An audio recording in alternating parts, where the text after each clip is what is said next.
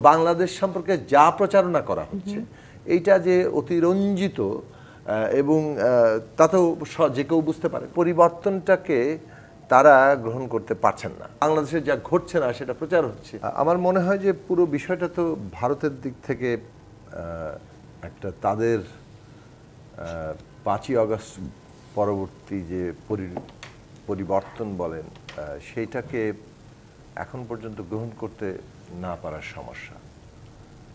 মানে অর্থাৎ বাংলাদেশের অভ্যন্তরীণ রাজনীতিতে কি ঘটবে এটা ভারত ডিটারমিন করতে চায়।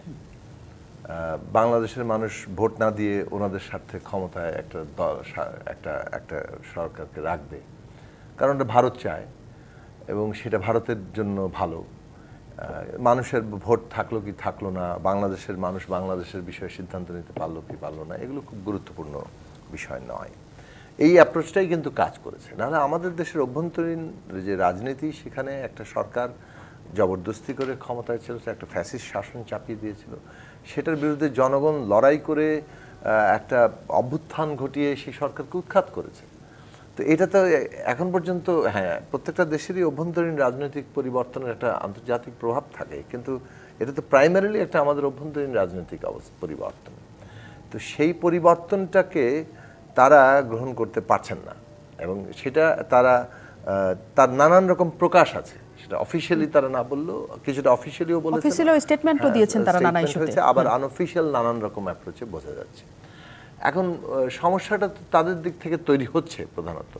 আমাদের এখানে আমরা যেটা দেখতে পাচ্ছি যে বাংলাদেশের মানুষ পরিষ্কার শুরু থেকে বলছেন, আমাদের গভর্নমেন্টও বলছে যে আমরা ভারতের সাথে একটা বন্ধুত্বপূর্ণ সম্পর্ক কিংবা সুসম্পর্ক চাই। আসলে কথাটা সুসম্পর্ক হওয়া উচিত এবং সেইটা হবে পারস্পরিক মর্যাদা, অধিকার, ন্যায্যতার ভিত্তিতে। এখন এই জায়গাটা যদি আপনি মানে অ্যাকসেপ্ট করতে রাজি না থাকেন, তাহলে তো সমস্যা মানে তৈরি করতে থাকলে আমাদের বাংলাদেশের সামনে করণীয় থাকে বারবার এই চেষ্টাটা করতে থাকা, কিন্তু নিজেদের সার্বভৌমত্বের প্রশ্নে, নিজেদের অধিকার এবং ন্যায্যতার প্রশ্নে কোনো ছাড় না দেওয়া। কারণ ওইটাই আমাদের জনগণের জনগণের আকাঙ্ক্ষা যেটা, সেটার উপরে সেটাই শক্তি, সেটাই আমাদের জাতীয় ঐক্যের জায়গা। ওই জায়গাটাকে আমাদের দাঁড়িয়ে আমরা আমাদের মর্যাদার প্রশ্নে করতে থাকবো। ভারত এতদিন যেভাবে বাংলাদেশকে ট্রিট করে এসছে, যে ধরনের মানে এখানে প্রভাব বিস্তার করে এসছে এবং তাদের একটা অত্যন্ত বলা চলে যে পুতুল সরকার বসিয়ে, কারণ তার যে মানে তার প্রমাণটা ওই সরকার নিজে দিয়েছে তার অ্যাকশনের মধ্যে দিয়ে। নগদের সর্বোচ্চ বার 167 টাকা রিচার্জে পাবেন 1 লাখ টাকা পুরস্কার, আরও আছে প্রতি সপ্তাহে পুরস্কার ও ক্যাশব্যাক। তো সুতরাং আমি মনে করি যে ভারতের সাথে আমাদের সুসম্পর্ক প্রয়োজন, যেমন আমাদের সাথে ভারতের সুসম্পর্ক প্রয়োজন। এটা পারস্পরিক, আমরা প্রতিবেশী বদলাতে পারবো না, কিন্তু বলটা ভারতের কোর্টেই, কারণ বাংলাদেশ ভারতের জন্য কিছুই করছে না।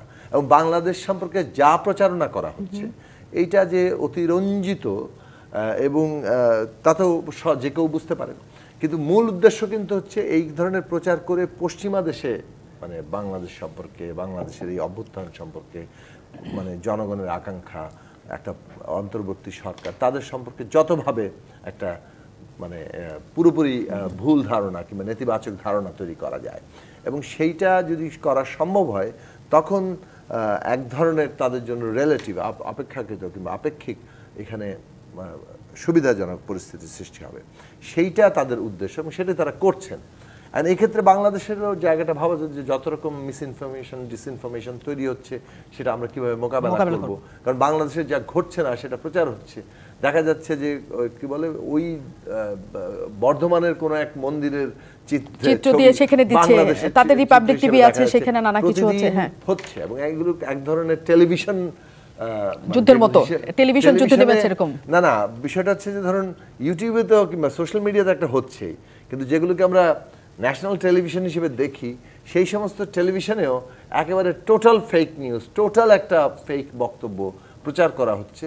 তো এইটা বিনা কোনো রকম ভাবে হচ্ছে, মানে এটা তো শুধু এই যে দুই তরফ থেকে একটা ঘটনা ঘটছে, আপনি বলছেন যে আবার দুই তরফ থেকে কোথায় ঘটছে, বাংলাদেশ থেকে কি? না, আমি বলছি ওদের যে জায়গাটাতে ঘটছে টেলিভিশনগুলোতে, এবং এইখানে আপনি বলছেন যে এখানে কিছুই ঘটছে না, যা ওরা হচ্ছে নেতিবাচক ভাবে সেটা প্রচার করছে, অনেক কিছু আছে একসাথে। না, যেমন ধরুন ঘটছে, আমি আবার ঘটার ঘটনায় আসছি। হ্যাঁ, একটু না একটু ঘটছে, ঘটনাটাও কে করছে? যেমন চট্টগ্রামে যেটা ঘটলো, একটা আমরা দেখলাম খুবই পরিকল্পিতভাবে পরিকল্পিতভাবে মুসলিম সম্প্রদায়কে উস্কে দেওয়ার চেষ্টা করা হলো যাতে করে তারা হিন্দু সম্প্রদায়ের উপর হামলা করে।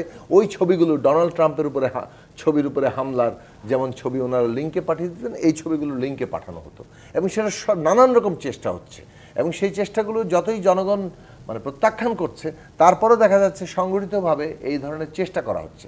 ফলে আপনি কনক্লুশন টানতে পারেন কিংবা এই ধরনের অনুমান করা খুব বড় ভুল হবে না যে এই 5ই আগস্ট পরবর্তী যত ধরনের ঘটনা মানে আমাদের হিন্দু সম্প্রদায়ের উপরে হামলা হয়েছে কিংবা মাজারে হামলা হচ্ছে, নানান পাহাড়ে হামলা হয়েছে, সবগুলো ঘটনা একই রকম নয়, কিন্তু এইসব ঘটনা বিশেষভাবে হিন্দু সম্প্রদায়ের উপরে হামলার ঘটনাটা যেহেতু পশ্চিমা দেশে এটা বড় আকারে তার একটা প্রভাব আছে, সেইটা ঘটানোর জন্য কারা তাহলে কাজ করতে হবে, হু বেনিফিটস, এই প্রশ্ন করতে হবে। এই বেনিফিটসের প্রশ্নে আমরা দেখতে পাচ্ছি পতিত আওয়ামী লীগ সরকার তাদের যে দোসররা সেখানে একটা বড় ভূমিকা রাখছে। ঠিক যেমন আমরা দেখলাম চট্টগ্রামে আওয়ামী যুবলীগের লোকেরা ইসকনের ব্যানারে ঢুকে ওই রকম একটা হত্যা করলো যাতে ইসকন মানে হিন্দু সম্প্রদায় মানে সবাই যাতে হিন্দু সম্প্রদায়ের উপরে মুসলমানরা ক্ষেপে হামলা করে এবং তখন এটাকে প্রচার করা যায়। ফলে এই রকম জায়গাটা খুব আমরা সেটাই বলছি যে যেসব ঘটনা ঘটছে তার ভুল বার্তা কিছু ঘটছে না তা না, আমি সেটাই আপনাকে বলতে চাইছি কারা ঘটাচ্ছে এবং সেটা একটা ভুল ব্যাখ্যা বার্তা চলে যাচ্ছে সেখানে, ফলে সংকটটা আরো ঘনীভূত হচ্ছে।